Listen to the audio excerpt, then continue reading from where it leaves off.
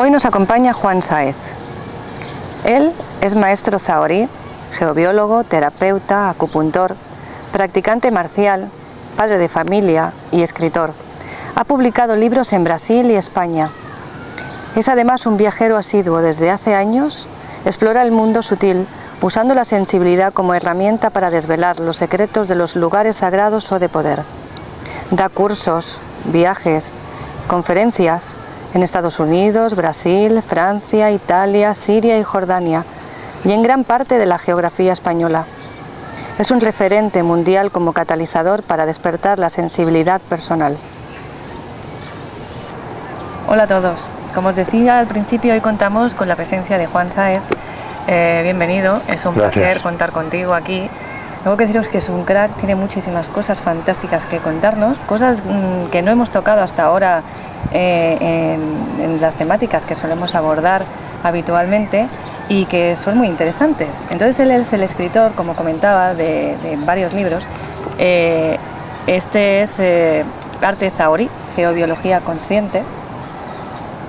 Y me gustaría un poco que nos desglosaras primero lo que es el significado de la palabra arte zahorí, ¿no? de esa frase, y de la geobiología consciente. Entonces, realmente tenemos un concepto limitado de lo que son los zaorís. Creo que estamos como muy con la imagen de que buscan agua con una varilla de aquellas de Avellano, era, ¿no? Es la típica imagen mental que tenemos y poco más. Entonces, ¿qué es el arte zahorí realmente? Bueno, el arte zahorí es un arte energético que busca armonizar la relación entre cielo y tierra y los humanos, las personas o los seres vivos, para generar abundancia, generar bienestar y generar una expansión de conciencia también. ¿Por qué geobiología consciente, no? Arte zahorí, geobiología consciente. La geobiología es, digamos, el conocimiento de los zaorís ha derivado actualmente en una ciencia que estudia cómo la Tierra afecta a los seres vivos, cómo afecta a la vida, la idoneidad de un lugar, qué vitalidad genera un espacio. Entonces, geobiología consciente es porque la mayoría de prospectores, de geobiólogos, utilizan herramientas para medir, pero se quedan ahí.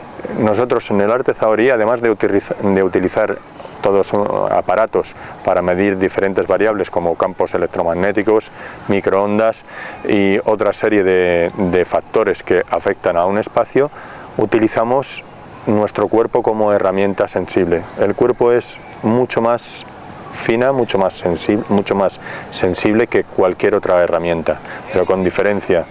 Entonces, también lo que pasa con el cuerpo es que cuando sentimos con él, nos da una serie de información que unas varillas, un péndulo o un tester no te dicen si la sensación que está generando esa fuente de emisión de energía es benigna, es agradable o es desagradable. No te dice dónde afecta.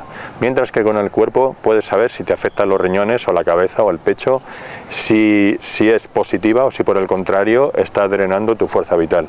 Y esto el cuerpo te lo indica con una precisión tremenda. O sea, que se trata de convertir nuestro cuerpo en el péndulo.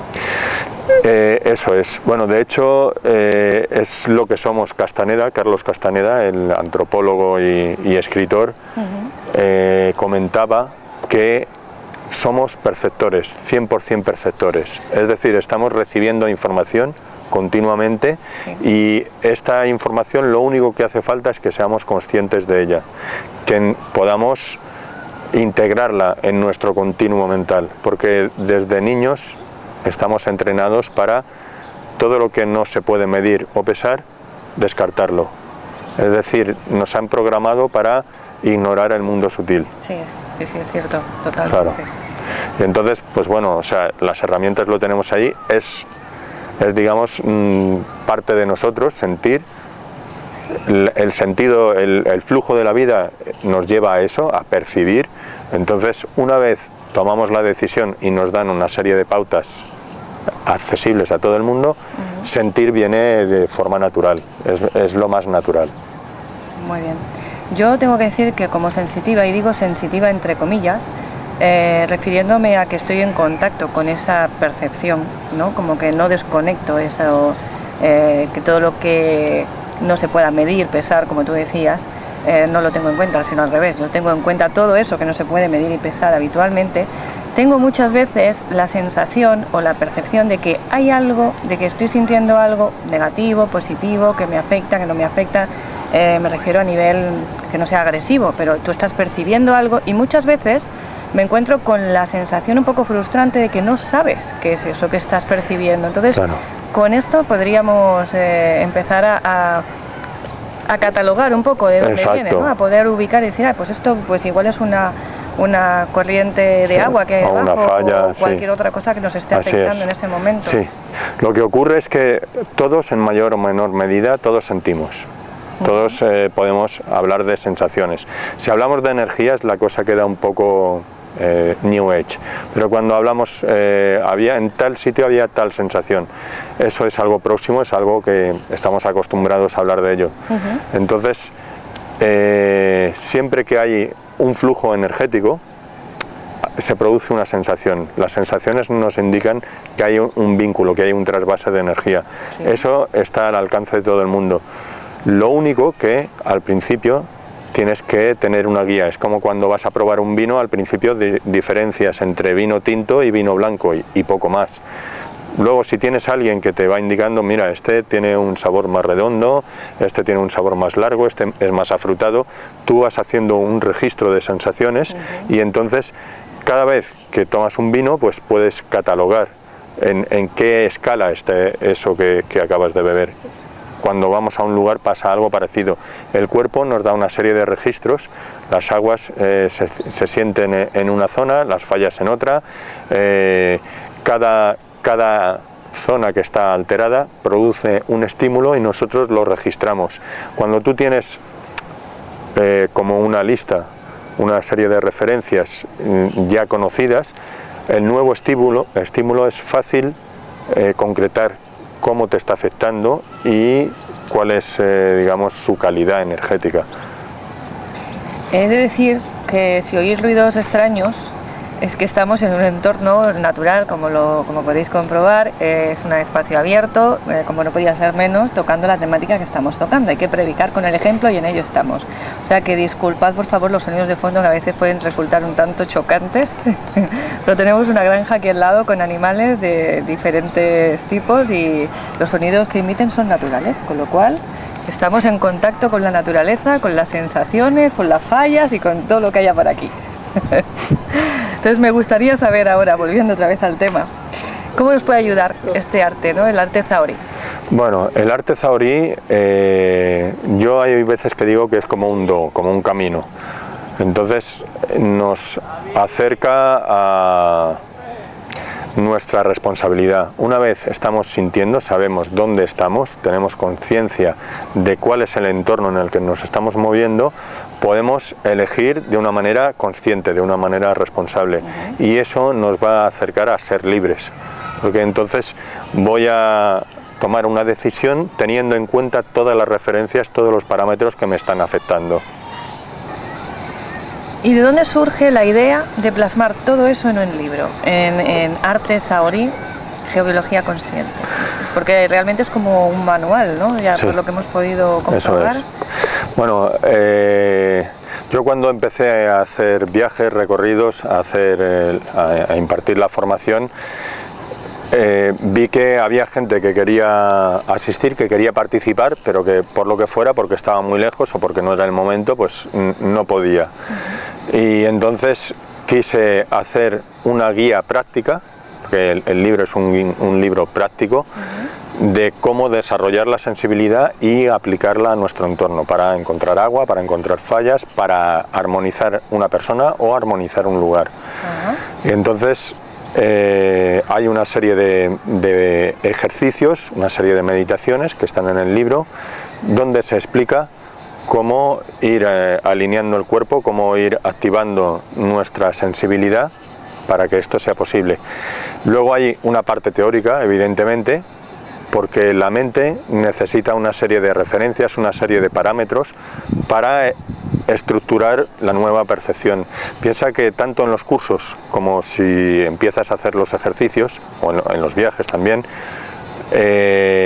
empezamos a tirar los paradigmas que estaban sosteniendo nuestro mundo y a construir unos nuevos paradigmas.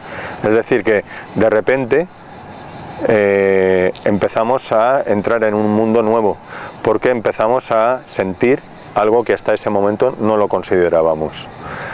Entonces, cuando llego a casa, de repente mi casa me da otros estímulos y la siento como un espacio diferente, un espacio nuevo, aunque lleve allí 20 años o 30 años, entonces es un poco chocante, un poco paradójico.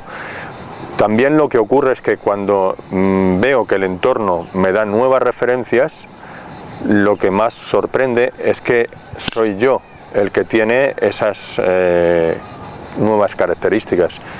De repente descubro que tengo nuevas cualidades, otros recursos que hasta ahora permanecían dormidos y ahora están activos y los puedo aplicar. Entonces, bueno, es algo sorprendente a todos niveles. Es como cambiar un poco el código de información que tenemos para descifrar, ¿no? El código de descifrar el entorno, es como que te cambian el código y empiezas a ver realmente mucho más allá de lo que... Claro, amplías. Porque hasta ahora, de momento, nos regimos por la razón y poco más. A veces intuiciones, pero esas intuiciones muchas veces no tienen una base. En cambio, cuando estamos sintiendo, vemos que esa intuición tiene una base sólida, que es algo que podemos sentir y que podemos compartir con los demás, porque cuando llevamos a una persona a ese lugar y ese lugar le ofrece una serie de referencias sensoriales, va a reaccionar de forma muy parecida a nosotros. Entonces entendemos por qué en tal sitio todo el mundo tropieza, o en tal sofá todo el mundo se queda dormido, o por qué no sale todo a la primera en el otro asiento. No es una maldición ni una bendición, sino que hay una serie de fuerzas que nos acompañan o que nos disminuyen nuestra capacidad de atención o nuestra vitalidad. Son cosas constatables, porque claro, si tú estás sintiendo aquí una energía que sientes, como tú decías, el agua, se nota en la parte de los riñones, comentabas, y demás, es algo que después puedes comprobar si hay una corriente de agua por aquí. Que, efectivamente. Bueno, habrá lugares en los que no podamos hacer un pozo para ver si sale agua, pero que hay sitios en los que sí se sabe que hay esa corriente, y aunque la persona que llega no lo sepa, sí que percibe que está esa corriente. Claro, ahí, ¿no? Si está atenta al cuerpo, sí que percibe eso. Yo he hecho estudios en viviendas donde había estado otro zahorí, otro geobiólogo. Y el dueño, el propietario, quedaba muy sorprendido de que le indicaba exactamente el mismo lugar que le había indicado la otra persona, o sea, con una precisión. Y yo le decía, bueno, no es tan chocante, no es tan sorprendente cuando hay un estímulo que está en ese lugar. Si tú estás atento, lo percibes. Es como si entras en una habitación y está la luz encendida y te preguntan, ¿y cómo sabes que está la luz encendida? Es evidente. Porque se ve, ¿no? Claro, pues esto es lo mismo, se siente, está ahí. Muy bien. A mí me resuena mucho todo esto que me dices. Ya te digo, por esa parte que todos suelen decir que si es que los videntes, es que los tienen un don, o sea, no es un don, es estar atento a las señales, a lo que sientes, claro. Es conectar con eso. Entonces a mí me resuena mucho y me gusta que haya otra persona que lo diga, porque todos podemos hacer todo. Sí, hay que trabajar, exactamente, hay que entrenar y practicarlo, ¿no? Claro. Sí. Estamos hablando de una formación, nos has comentado en varias veces la formación, ¿qué es esto? O sea, ¿en qué está basada esta formación? ¿Qué es lo que se imparte y cómo estructuras un poco así a nivel general, aunque después vayamos ampliando un poco? Sí. ¿Cómo está estructurada esta formación? Bueno, son 6 niveles. En un primer nivel se hace una introducción a la geobiología, a detectar aguas, fallas, las energías telúricas. También hablamos de redes, aunque principalmente trabajamos con aguas y fallas. Y damos algunas nociones básicas de higiene energética, es decir, si yo voy a ver a un familiar a un hospital o voy a algún lugar que está muy saturado, luego cómo salir de esa sensación de cansancio o de malestar, de no arrastrarla 2 días, sino que al cabo de media hora, 3/4, pues seguir con mi vida, con energías, con fuerza, con vitalidad, pues para afrontar lo que necesite. Sí. Este sería el primer nivel. En el segundo nivel estudiamos patrones geométricos, que eran los que utilizaban los antiguos maestros de obra para desarrollar los espacios sagrados o de poder, tanto templos como palacios o edificios emblemáticos de diferentes culturas. En el tercer nivel estudiamos estructuras sagradas sencillas.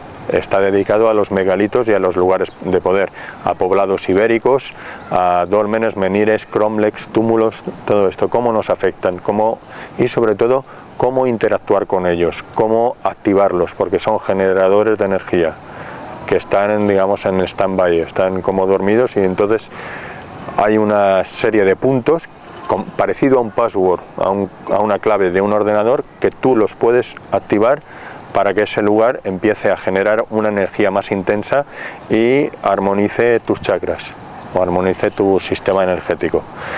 Luego, el cuarto nivel, nos vamos a estructuras sagradas complejas, que serían iglesias y catedrales. Entonces ahí vemos cómo varios lugares sagrados se han juntado para crear lo que es una catedral.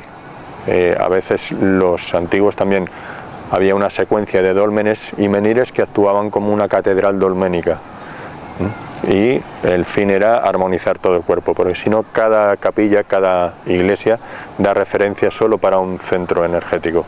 Cuando hay varios juntos, entonces el objetivo es eso, es reafirmar o refinar toda la energía del cuerpo. En el quinto nivel trabajamos la sanación o la armonización de personas. ¿Por qué? Porque yo lo que he visto estudiando la historia es que en la antigüedad los maestros de obra tenían un conocimiento de energías telúricas, tenían un conocimiento de ingeniería a nivel de qué materiales estaban usando, de arquitectura, de astronomía para fijar los edificios con según qué eventos astronómicos. Eso es lo que hablábamos de la geometría. Y luego además tenían un conocimiento profundo de cómo se movía la energía en el cuerpo, es decir, eran médicos. Y así entendían qué efectos estaba causando ese espacio en aquel que ingresaba. Entonces, yo pienso que para que una formación de geobiología sea realmente profunda y sea sólida, hace falta tener unos conocimientos, aunque sean básicos, de cómo se mueve la energía en el cuerpo y cómo nos afecta, cómo estamos afectados cuando estamos ante diferentes estímulos. Y luego el sexto nivel es el de corrección de geopatías o de armonización de espacios, y ahí aplicamos todo lo que hemos ido estudiando a lo largo de la formación. Pero yo tengo ahora dos conocidos que van a empezar en el segundo nivel, entonces esto, ¿cómo va? Sí, a ver, tú puedes, claro, los niveles los he estudiado para que haya una secuencia y que uno ayude al otro, aunque tú puedes empezar por el tercero o el segundo o el cuarto y puedes ir haciendo todos y vas aprovechando y vas integrando esos segmentos de conocimiento. O sea, que son independientes. Son independientes. El único que se pide haber hecho todos los anteriores es el sexto, porque es el que vas a necesitar todos. Pero puedes ir haciendo el segundo, el tercero, el primero, en diferente orden. Pero aquí va a venir mucha gente que te va a decir, bueno, pero es que yo no siento nada, yo ni soy vidente, ni siento las energías, ni percibo nada. ¿Estas personas qué hacemos con ellas?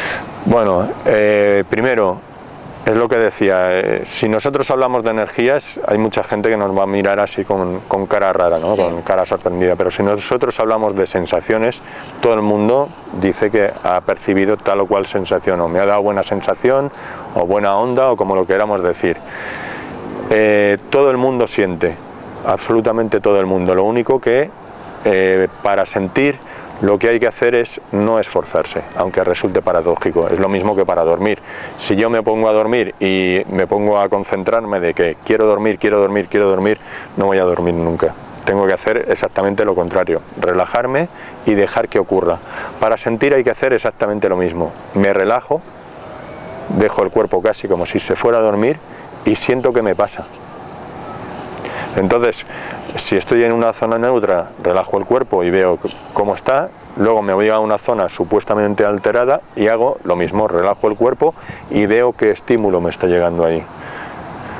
Luego también hay otro elemento más. Cuando nosotros estamos relajados, estamos, digamos, abiertos, si tenemos al lado una persona que nos está dando una referencia clara y estable de cómo es sentir, eso nos es mucho más próximo, mucho más fácil.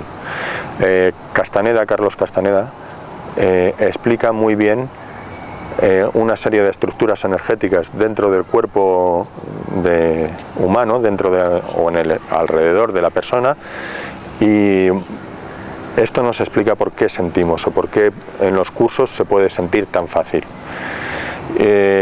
Nosotros tenemos un canal, un eje que nos une con el cielo y la tierra, que es el que nos nutre, se llama canal central. Los taoístas hablaban de él, la gente que hace Ayurveda habla de él, es decir, las culturas antiguas que consideran el cuerpo como un sistema físico y energético integrados, lo tienen en cuenta. Hay un meridiano que se llama Chonmai, que va de la cúspide de la cabeza al perineo, que sería el tramo energético de ese canal central dentro del cuerpo. Nuestra columna sería, digamos, el paralelismo físico. Ese eje, cuando está alineado, tiene una conexión con cielo y con tierra, que es el que nos nutre a nivel energético, y el que nos da una potencia energética. Luego tenemos las diferentes emanaciones del cuerpo. Cerca del cuerpo tenemos una zona más o menos cálida, que es el calor natural del cuerpo, que el cuerpo desprende, que le podríamos llamar que es el plano físico sutil. En personas es más expandido, en otros más próximo. Luego hay diferentes capas, ¿no?, que muchas veces son los que se reflejan cuando vemos en una iglesia un retablo, una virgen, un santo, o vemos un Buda. Todas las auras, las líneas doradas que tienen alrededor, están reflejando esas diferentes capas de nuestro campo energético. Y además hay un punto, más o menos por aquí atrás, como a 1 metro de distancia a la altura del omóplato izquierdo, que se llama punto de encaje, porque es ahí donde se encaja la percepción. Ese punto de encaje lo que hace es que se unifica su posición en los diferentes seres vivos, para que podamos compartir una misma realidad. Cuando el punto de encaje se desplaza a otro lugar, la realidad que percibimos es otra. Si nosotros estamos en una habitación, somos los mismos, el espacio es el mismo, cuando dormimos lo que ocurre es que el punto de encaje se desplaza y va a otra posición y nos ofrece otra realidad, que es la del sueño, y ahí tenemos una percepción tan absoluta y total como esta en la que estamos en vigilia. Cuando vamos a ver a un amigo que está contento, nos ponemos contentos. Si vamos a ver a alguien triste, nos ponemos tristes. Y si vamos, por ejemplo, de vacaciones a la India o de viaje a la India, hasta el cabo de 3 o 4 días, aunque hablemos el mismo inglés que hablan ellos, no hay manera de entenderse. ¿Por qué? Porque hay un desfase del punto de encaje de unos y de otros, y hasta que no pasan esos 3 o 4 días, no se ha establecido una correlación más uniforme, y luego ya a partir del 3er, 4er día ya le dices al taxista que te lleve y te lleva sin dar rodeos, y ya puedes regatear y el camarero te trae lo que has pedido a la primera. Entonces también el punto de encaje lo tienen todos los seres vivos. Esa es la explicación de por qué cuando vas por la calle y ves a una persona con su perro o con su gato, dicen, mira, si son iguales. ¿Por qué? Porque pasamos tiempo con otro ser, con nuestra pareja, al cabo de mucho tiempo ya parecemos hermanos, más que marido y mujer. ¿Este variaría en función de la raza o de la cultura o de la ubicación en que ocupamos en la Tierra?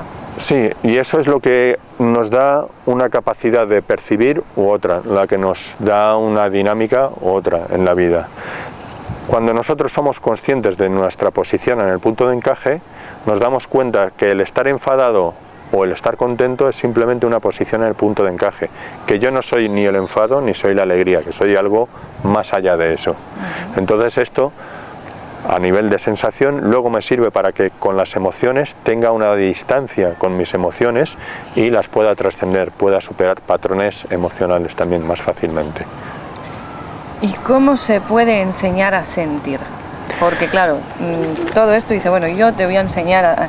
¿Cómo se transmite eso? Bueno, ¿De qué forma? Claro, cuando una persona está relajada y alguien que tiene, digamos, muy claro qué es lo que se está sintiendo ahí, se acerca, le está dando, aparte de unas referencias oídas, habladas, que esto sería como como tranquilizar la mente para darle unas referencias en qué fijar su atención, pero luego a nivel energético, la otra persona desplaza su punto de encaje a la posición a la que ha desplazado el que está sintiendo, y entonces de repente empieza a sentir. Sería algo así como enseñaban los maestros chinos, que cogían un aprendiz. En la película esta de Karate Kid se ve dar cera, quitar cera, y no le explica nada más. Sin embargo, al cabo de un tiempo de estar allí haciendo esto, el muchacho, como su punto de encaje se ha desplazado a la posición del maestro, empieza a ver, a pensar, a sentir como el maestro. Entonces eso quiere decir que tiene el conocimiento del maestro, y entonces puede enfrentar una serie de cosas que hasta ese momento no podía. No. Y con nosotros pasa algo parecido. Aunque no hay una explicación racional 100% de cómo ocurre, el tema es que ocurre. Cuando estás con alguien que está vibrando, que está sintiendo eso, tú de repente empiezas a sentir, y una vez has cogido esa referencia, has visto esa posibilidad, luego la puedes repetir por tu cuenta. Sería un poco el efecto del centésimo mono, ¿no? Es algo como, así, sí. Como por contagio, ¿no? Sí, por resonancia. Se aprende en los cursos. Hay una parte que se aprende a nivel racional, con un dossier o hablando, sí. Y hay otra parte que es la más importante, que es realmente una iniciación, que se aprende por resonancia, por absorción, y eso es difícil enseñarlo en los libros, y eso es difícil enseñarlo solo con palabras. Eso hay que explicarlo, digamos, con una presencia, con una actitud. Por eso igual está ahí la explicación, ¿no? Que a veces, aunque leas o hagas un curso a distancia, en el sentido de que puedes leer el mismo libro o hacer, pues como te decía, un curso simplemente a distancia, aunque te expliquen lo mismo y tengas la misma información a nivel lectivo y a nivel de conocimiento, no la absorbas de la misma forma. Cuesta algo más. Hay que, digamos, si tú lees el libro, necesitas de una disciplina y una... No me refiero solo a disciplina de hacer los ejercicios y de practicar, sino de mantener un enfoque en eso, continuamente, hasta llegar a ese lugar, hasta llegar a ese punto. Mientras que si estás con alguien que ya tiene ese enfoque, es simplemente juntarte y resonar con él, es más rápido. O sea, lo otro también es posible, pero requiere algo más de esfuerzo. Más de esfuerzo, sí, más lento. Sí.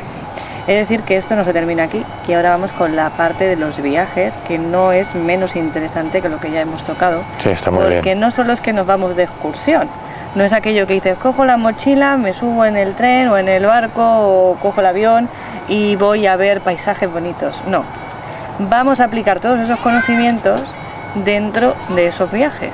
Eso es. Y independientemente de que tengamos o no tengamos hecho el curso, se pueden hacer igual, porque dentro del mismo viaje ya se va dando parte de este curso en el día a día a medida que se va necesitando. Se van haciendo prácticas y ejercicios en los que englobamos todos estos conocimientos, los que ya los tenemos o los que ya los tienen. Pues yo todavía no, yo voy ahora, pero todavía no los tengo, estoy en ello. Los que ya los tienen se pueden poner en práctica y ya tener esa ventaja, y los que no los tenemos, como yo por ejemplo, pues podemos ir adquiriéndolos a medida que vamos pasando en el viaje y disfrutando de todo el entorno y de todo lo que aprendemos, con lo cual animaros, que la cosa tiene muy buena pinta, ¿eh? Y seguimos hablando de viajes. Vamos a hacer primero una breve reseña sobre el calendario de actividades que tenemos preparado próximamente, la Caja de Pandora, o sea, Luis y yo en este caso, junto a Juan Sáez de Arte Zahorí, para en estos meses que vienen de inmediato. Hay ideas para más adelante, para el 2014, por ejemplo, como es ir aproximadamente en marzo a Venecia y en junio a Cerdeña. Todavía no está agendado eso, hay que tener paciencia y estar pendientes de la agenda para ver cuándo van a salir esos viajes, pero ahora de inmediato lo que tenemos en primer lugar sería un recorrido en septiembre, el día 29, por el monasterio de Montserrat, de contacto con la Madre Naturaleza. Ahí vamos a hacer una aproximación, percepción. Ya sabéis que Juan tiene muchas herramientas muy interesantes al respecto y que nos va a comunicar, seguro que está fantástico. Después, en octubre, del 19 y el 20 de octubre, hay el primer nivel de radiestesia. Es aquí en Barcelona, se hará en la Ciudadela, en contacto con la naturaleza, como es habitual con Juan en este tipo de actividades. Más adelante, en el mismo mes, el día 27, tenemos el recorrido en Pedralbes, que también tiene buena pinta, también tiene trazos de estar muy interesante. Y la estrella de momento que nos tiene a todos así como encandilados y que estamos todos deseando de que llegue es el viaje a Jordania. El viaje a Jordania se han tenido que cambiar las fechas, serán del 21 de noviembre al 1 de diciembre. Se han cambiado por asunto económico para que salga más económico el viaje a todos, con lo cual se puede mantener el precio que había el año pasado. El calendario de todo el programa de este viaje lo podéis encontrar en la web. Ahí está detallado paso a paso todo lo que se va a hacer, los costos y todo al detalle. Y cualquier duda, pues podéis poneros en contacto con Juan, que él no hay ningún problema en su web para comentaros cualquier tipo de duda que tengáis al respecto. Y bueno, hasta el 29 de septiembre, que nos podemos ver personalmente, os vemos por la web, como siempre. Hasta pronto.